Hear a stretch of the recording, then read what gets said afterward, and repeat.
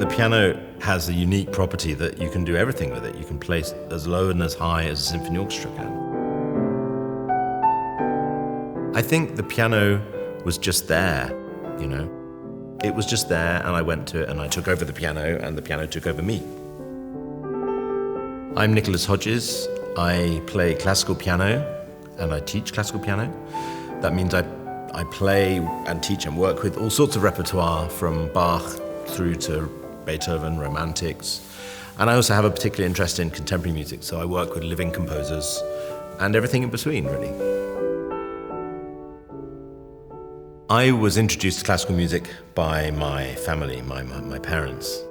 My mother was a singer and my father was an amateur musician. I don't remember a time when there wasn't music in the house as a child. It's one of those situations where you simply have no choice about what you do, in the sense that you copy what's around you in the family, you know. I found myself drawn to unusual music. I was very interested in the unusual, challenging things that were happening in the 20th century. And it seemed to me a really important thing. I seemed to sense that it was part of our life, you know.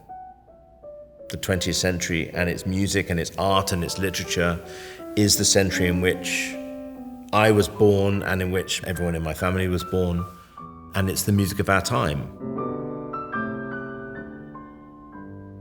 When I'm working with a composer, my relationship with the piece is not as someone who's going to do anything for the piece or improve the piece or discover something new in the piece necessarily.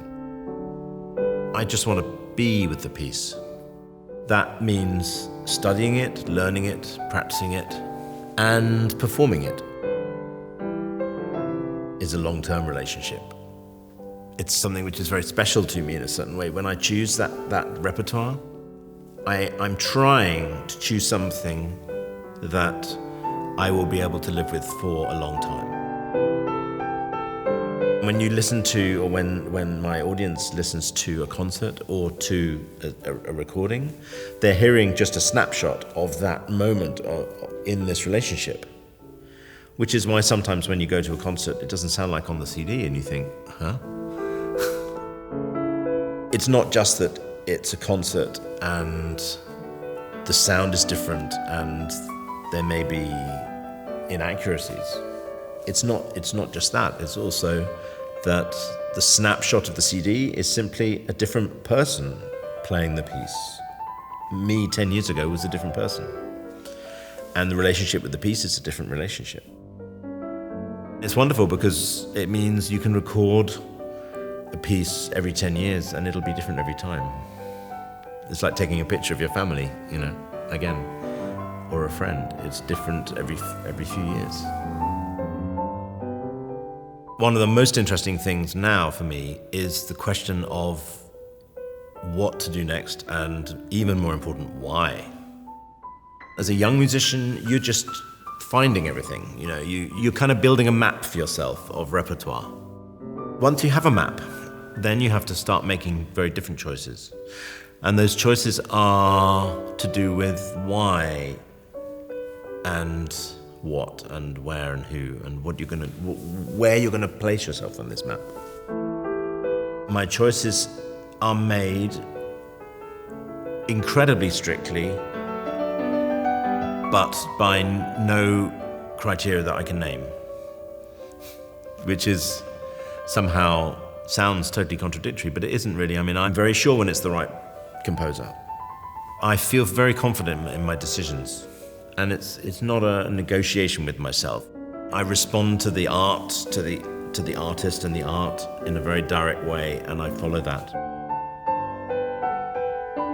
I've always tried to listen to music as well as I can. I mean, on the best setup that I can. When I choose equipment, I'm going for the sound, first of all. The main things are sound and longevity.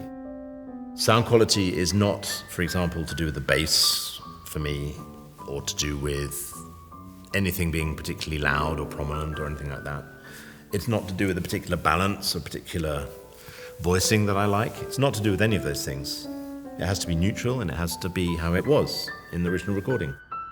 One of the things about classical as well as jazz, but classical above all, is that we're talking about acoustic music, acoustic performances, which are made in concert halls usually, or churches, or other kinds of real acoustic spaces.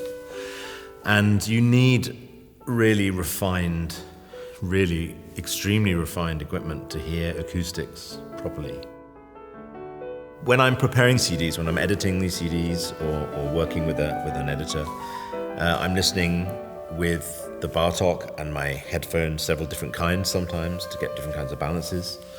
And I'm using that equipment to listen professionally, deeply into the sound and, find problems.